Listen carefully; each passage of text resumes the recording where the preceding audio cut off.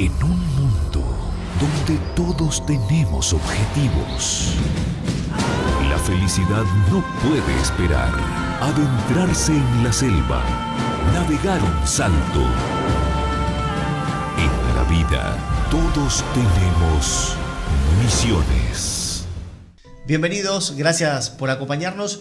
Vamos a hablar ahora con Carol Cardoso. Ella es coach, master coach. Master coach. ¿Está bien? Master coach profesional. Master coach profesional. Sí, después te El explico. 8 de diciembre va a estar aquí Pablo Cúnsolo. Cúnsolo, quien es también un conferencista muy reconocido. Sí. Bueno, contanos de qué se trata. Bueno, en esta oportunidad es la primera vez que viene Pablo Cúnsolo a Misiones. Él es un conferencista internacional. También ha trabajado en psicología gestáltica. Por eso vamos a abordar la parte de emociones en lo que se refiere a neurocomunicación. Es un seminario que se va a desarrollar durante todo el día. La idea es que las personas que participen y que accedan a este seminario puedan gestionar las emociones y comprender cómo se puede dar una buena comunicación, una comunicación asertiva. En una comunicación asertiva existen varios componentes.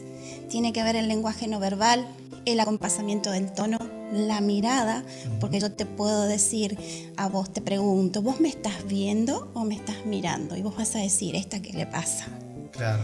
Y hay diferencia. Y el lenguaje corporal dicen que habla muchísimo más de lo que En dicen un las palabras. 95%. 95%. 95% es lenguaje no verbal, que es la corporalidad. ¿Por qué? Si me permitís te explico, Sí, porque claro. yo estoy dialogando con vos y genero una emoción. Esa emoción te contagia a vos y vos actúas de la misma manera que yo porque se activan las neuronas espejos. Entonces nosotros, primero, como maestros, como guías,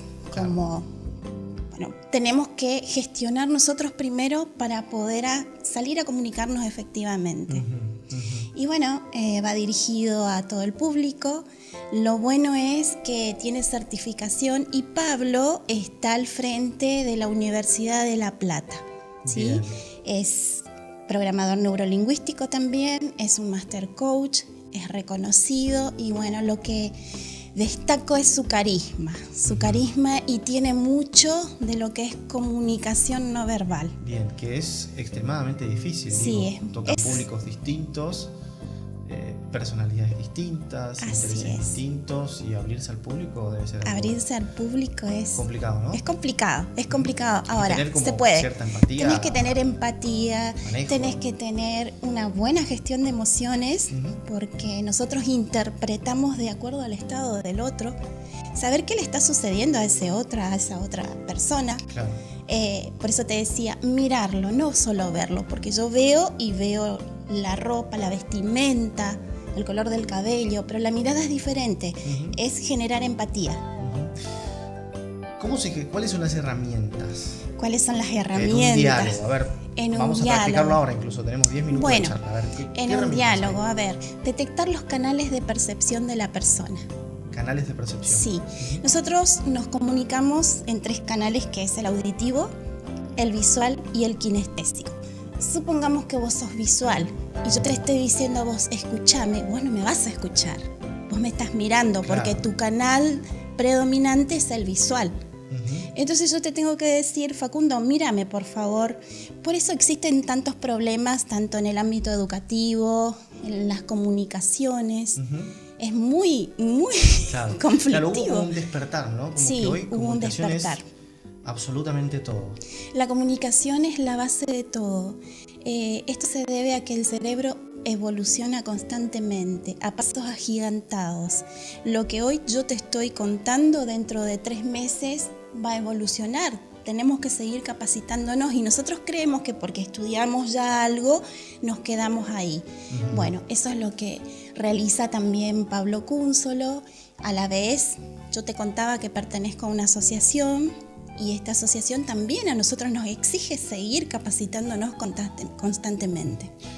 ¿Cómo sabemos si nos comunicamos bien o si nos comunicamos mal? Bueno, por la corporalidad.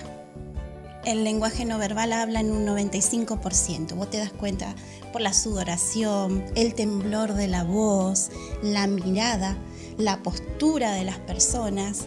Y bueno, impacta. Te decía que generamos un estado y se contagia automáticamente porque las emociones son espontáneas. Entonces, es Lo más inevitable. normal es ponerse nervioso. Generalmente sí. Por ejemplo, en los educadores a veces me ha tocado, hemos lanzado también el primer seminario en Misiones de neuroeducación junto al primer grupo que se ha recibido a través de la Asociación Internacional de PNL y Coach, y nosotros observamos mucho que el problema educativo, por ejemplo, el docente se ve, no sabe qué hacer con tantos niños, pero nadie les enseña que esos niños deben despertar, por ejemplo, las inteligencias múltiples. Vos, por ejemplo, tenés un potencial, tenés un talento, quizás sea la música, entonces incorporar todas esas inteligencias dentro del aula, y el niño que sea inteligente corporalmente le va a gustar mucho el movimiento. Claro. Al que tenga música le va a gustar escuchar algo de música. El que tenga una inteligencia naturalista, tenemos que agregar plantas o sacarlo al patio. Y aprender eso es bastante complicado, pero una vez que lo sabemos, se puede incorporar las 8 inteligencias múltiples dentro del aula. 8 inteligencias. 8 inteligencias múltiples.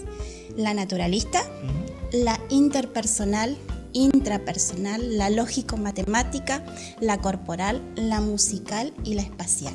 ¿Esa diversidad puedo tener en un aula? Esa diversidad puedes tener dentro de un aula. Y el docente tiene la tarea. Y el docente tiene la capacidad, es más, las tenemos incorporadas, pero nadie nos enseña a utilizarla. Vos podés hacer maravillas dentro del aula. Y cuando hablo de esto, de despertar las inteligencias, no solamente estamos despertando esas inteligencias, estamos desarrollando la creatividad del niño y del adulto. ¿Hay una edad para trabajarlo de esa manera? No existe edad. ¿No? Por eso el cerebro no envejece. El cerebro no envejece y te digo con los chiquitos con más los pequeños, chiquitos a partir de los 2 años. 2 años. A partir de los 2 años se sugiere estimularlos y comenzar con la inteligencia naturalista.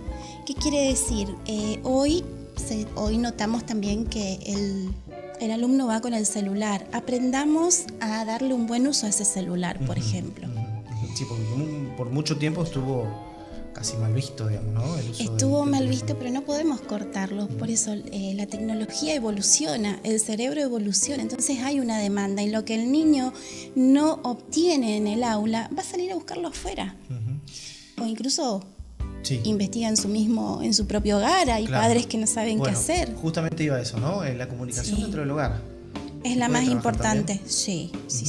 Por eso también la invitación va para padres, porque además, esto es a modo de comentario. A mí me sucede, por ejemplo, en el gabinete como terapeuta, que llegan padres que no saben qué hacer porque al hijo le diagnosticaron TDAH, el trastorno de hiperactividad. Pero es mucho más sencillo de lo que parece. Es aprender a hablar en el mismo idioma que ese niño y comprender que está llamando la atención y que hay una demanda energética en ese niño. Entonces nosotros tenemos que cubrir eso, detectando, por ejemplo, cuál es la inteligencia más desarrollada que tiene.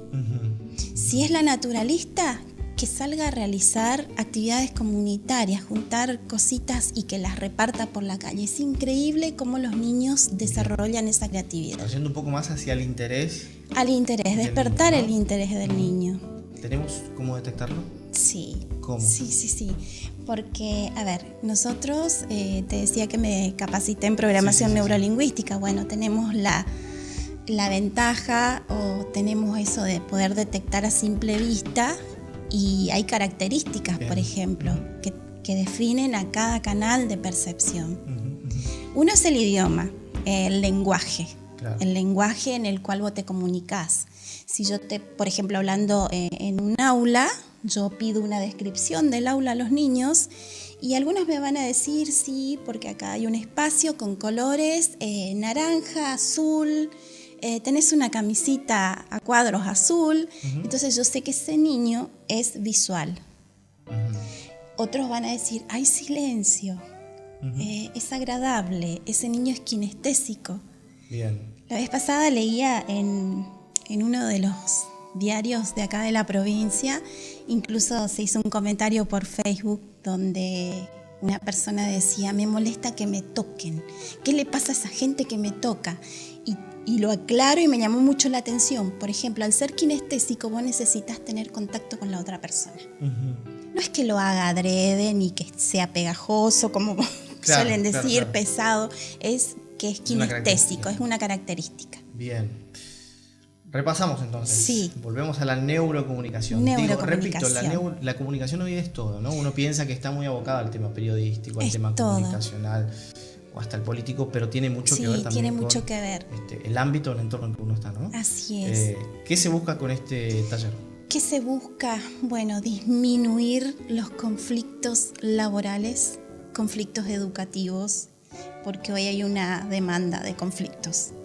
A nosotros llegan a gabinete, incluso en el coaching piden, a veces vienen por depresión y esa depresión ya viene de antes por problemas laborales, porque yo no puedo comunicar a mi jefe lo que me está pasando.